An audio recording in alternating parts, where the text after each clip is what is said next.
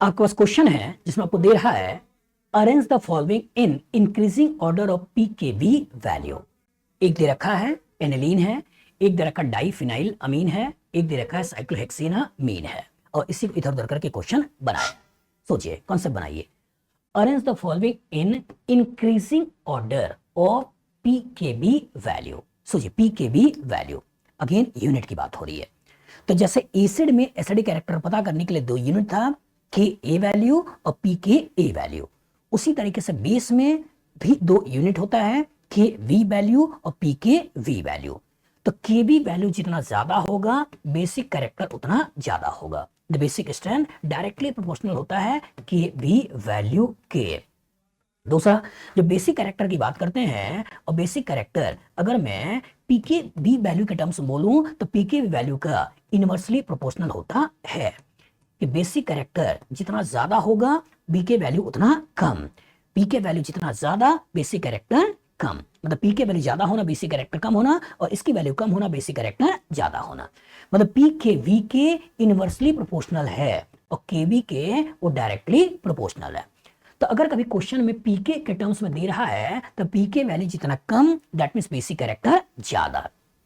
अब पूछ रहा है इंक्रीजिंग, तो इसका मतलब कम पीके वैल्यू ज्यादा बेसिक, फिर उसके बाद थोड़ा ज्यादा मतलब कम बेसिक, उसका थोड़ा और ज्यादा मतलब और कम बेसिक। मतलब पूछ क्या रहा है? पूछ रहा है डिक्रीजिंग ऑर्डर। पूछ क्या रहा है? डिक्रीजिंग ऑर्डर में बेसिक स्ट्रेंथ, ये तो पूछ रहा है।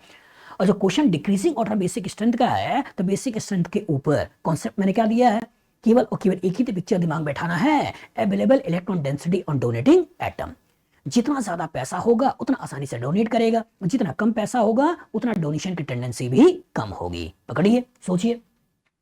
यहां पर ए डबल बॉन्ड भी सी के पास लोन पेयर, दैट मींस ये फिनाइल माइनस एम से पैसा खींच रहा है। यहां सोचिए, यहां पे फिनाइल, ये फिनाइल भी माइनस एम से पैसा खींच रहा है, ये फिनाइल भी माइनस एम से पैसा खींच रहा है। इसको सोचिए, यहाँ पे साइक्लोहेक्साइल बार प्लस आई से पैसा दे रहा है।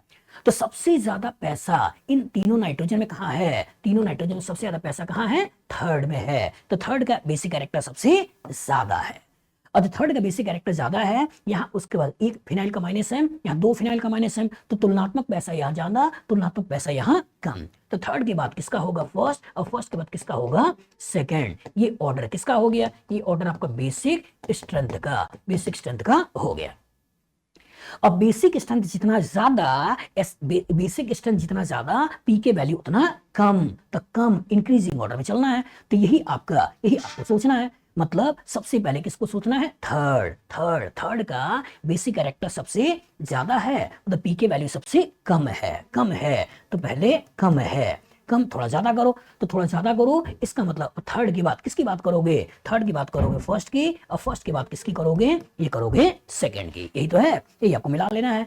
यहाँ दूसरा पहला है या तीसरा पहला है दूसरा है, यही हमारा आंसर है। यहाँ तीसरा फिर दूसरा फिर पहला, या दूसरा तीसरा फिर पहला। तो बेसिक कैरेक्टर ज्यादा, बेसिक कैरेक्टर ज्यादा मतलब के ए वैल्यू ज्यादा और पी के वैल्यू कम। तो पी के वैल्यू कम और यहाँ पी के वैल्यू सबसे ज्यादा, ये तो आंसर निकला। तो कंफ्यूज नहीं होना है।